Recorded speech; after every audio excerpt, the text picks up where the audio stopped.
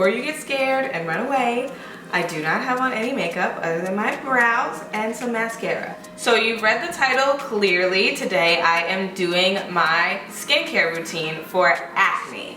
Now I used to have a really bad acne, like all on my face, like mostly like my cheeks. You can tell I still get a little bit because I have like a scar right here and like little scars on my face, but that's from recent acne.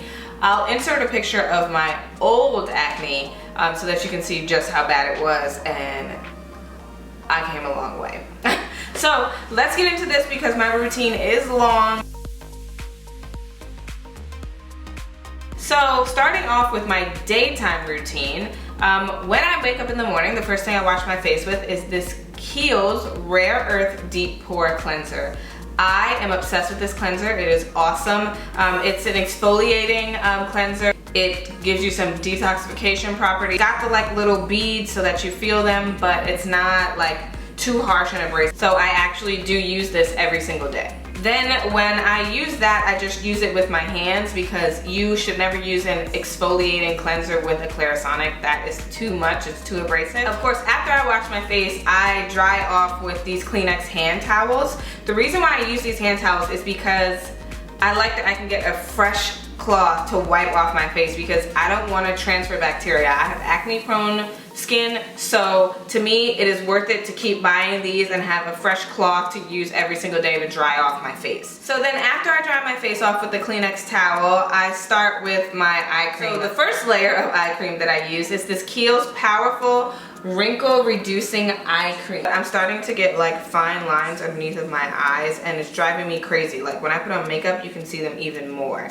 Like it doesn't matter what primer or anything I'm using, I can see my fine lines. I can't really speak to whether this is reducing my lines around my eyes because I've only used it for about like 3 weeks now. Before that, the eye creams that I was using, it was not working for me, so I had to switch it up. So now I'm trying this one. So what I do is I just put a little bit on my ring finger and then pat it under my eye like this. And then while that is drying, I put on my serum, my first layer of serum. So the first serum that I use is this Lancôme Advanced Génifique Youth Serum. I gotta say, I bought the trial, or I used my points for a trial of this, and I was like, before I spend $1 bazillion on it, I wanna make sure I like it.